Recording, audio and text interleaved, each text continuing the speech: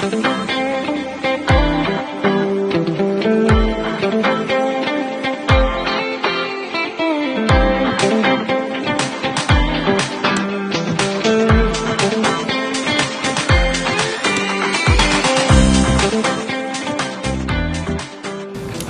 you for joining us for this next episode of Accountability in Action. I'm Ben Rittenauer from the Walz Group. I'm joined today with Kurt Gehman from McConkey Insurance Benefits. We're going to be talking about property and casualty insurance and kind of the state of affairs in that industry. For some perspective, it is currently July 2024, so please keep that in mind as you're interpreting any comments that are made. If you're watching this on YouTube, please subscribe. We do plan to keep having these videos coming out with some regularity, so if you like what you see and are interested to see some future topics, please subscribe. If you're watching this through LinkedIn, thank you for that. We appreciate it. So Kurt, maybe tell us a little bit about yourself. Sure.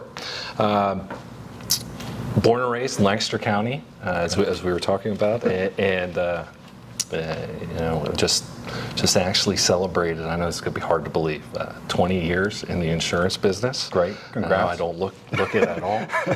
You're saying that can't be true, but it is. I went to school at Pitt and got a finance and economics degree, Okay. and then had a background in public safety.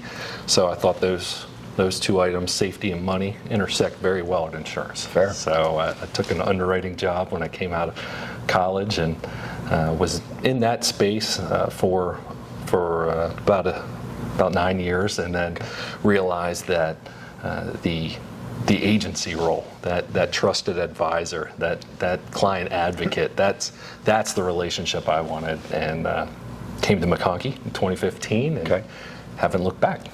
Great. Well, like I said, we're here in July 2024. You're kind of coming off your peak season, so this is a time to dive into some of these questions. Maybe what are some of the things you're seeing? What's the current state of property and casualty insurance? So challenging is probably a good word for the state of property, casualty, even personal lines for that matter. We've seen a lot of changes in appetite through our agency carriers, where before they would write it, now they won't. Personal lines specifically, they started to look at roofs. If your roofs are 15, some carriers have started to put restrictions on roof age. 15 years or older, they're not interested. So it's really become a challenge. But we see it on the property casualty side as well, where the inflation has driven our carriers to really tighten up on building valuations, which is, as you raise the valuation, you're raising the exposure, so it's going to raise the premium as well. Fair. A lot of our carriers have also had to endure some reinsurance increases as well, and as reinsurance costs increase, that cost gets passed down to the insured for sure. From a liability standpoint, we continue to deal with the nuclear verdicts that we read about, social engineering, those types of issues that are driving claim awards upward and requiring adequate funding. Mm-hmm. Auto coverage as well has been a challenge. Again, dealing with a lot of the awards that are coming out, but even just the cost to repair cars. As new cars come out, they're safer, which is great. But with those safety features, with that technology comes increased costs. Right. And when you have to repair a simple fender bender, that cost could be much more than you expect, because you got to reset all the sensors, you got to go through all these, and you got to bring all those components back into the vehicle to make it like new again. So we've seen some challenges in that auto space as well. Okay. And what are some approaches that you're taking to try to make sure coverage limits are appropriate for a specific company? Yeah. So we're always benchmarking to make sure that peer analysis, what are peers purchasing limit-wise, exposure-wise. We look at sales, we look at payrolls, types of industry that you're in. We try to make sure that we're understanding your business. Okay. What are you doing that makes you different, and how does that impact insurance? Whether it's business income, whether it's covering equipment that's away from your property, whatever the case may be. Understanding what you're doing from a business standpoint really allows us to do our best work. Okay, that makes sense. I think this question will piggyback somewhat on the comments you've already made, but what are struggles that businesses are facing as they seek to approach their business insurance, their property and casualty insurance? Yeah, so some of those challenges are, like I mentioned, really nailing those building valuations, making sure they're in line and reasonable, because of course they lead to the ultimate premium.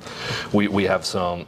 We're recommending replacement cost appraisals. Okay. So that's a great tool that arms our clients and us to go back to our carriers and say, yes, this is an unbiased third party. This is what it's going to take to replace it from a potential loss. Okay. And it really takes a lot of the guessing out of it. Fair. A lot of the subjectivity. The more we can minimize the subjectivity, the better everything is. Underwriters don't like subjectivity and maybes. No, and as a past underwriter, I think that's one of the reasons why we focus on understanding the business and really, painting the picture so that we're putting our clients in best light with underwriting. No, that makes sense. Next question. What are some things that maybe businesses aren't considering or should be considering that you see? Yeah, so in the past, I would say that it's been cyber insurance. Yep. Where 5 years ago, we don't need that. Today, everybody needs it, and here we are on the heels of the recent CrowdStrike event that we're still not sure what the level of impact will be, but that impacted so many different types of businesses, so many industries globally, that it really is causing people to take a look at, okay, if this were to happen, how long am I down? What kind of income loss am I seeing from it? What other issues? Before it's, and we still unfortunately see a lot of these ransomware and extortion type claims. Claim frequency has continued to rise. So even though this has been a softer market, or softer line, I should say, that we've targeted within our agency to really market, because that product has evolved and client controls have evolved as well. So if you've been in that same place, now is a good time to market it. But then again, we're still waiting to see what the impact from the CrowdStrike event will be. But it's really a product that everybody needs now in their business portfolio. And we've had several companies that before didn't even want to look at it. Now they have it. Now they're saying, hey, I think we need to increase our limits here. I believe it. Unfortunately, it's the reality we don't want. But it's the reality. Yeah. Now, are you seeing changes within that industry or that specific coverage, or has that been kind of consistent over time? Yeah. So we have seen carriers evolve. So the bad guys have evolved. They have continued to get better and better, and carriers have to evolve with that. Okay. We've seen a couple years ago, a lot of the standard market carriers came out and said, hey, we have a minimum level of controls that if you want coverage from us, you need to have these in place. Multi-factor authentication being one of the biggest ones. Fair. So it's a way that the evolution of controls have really directed the coverage. Okay. That makes sense. So last question. What's maybe a hot topic, something that's out there that maybe not everybody's doing, but worthwhile considering for people? Yeah, that cyber coverage for sure is one that if you don't have it in your business portfolio, like I mentioned, it's one that you need to have. Other than that,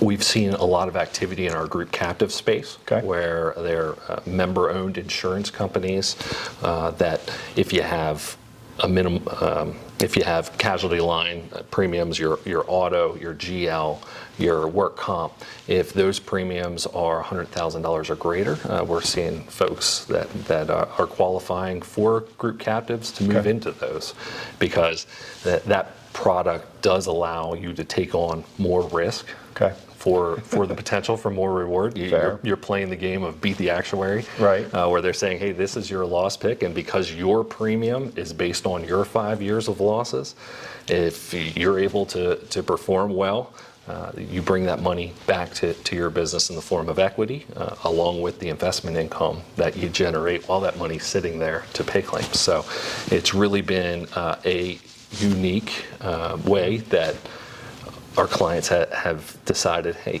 we need to look at this differently. We need to figure out, how do we make this not just be a line item expense, and how are we not rated, with, say, you're a machine shop, every other machine shop that the standard market insures.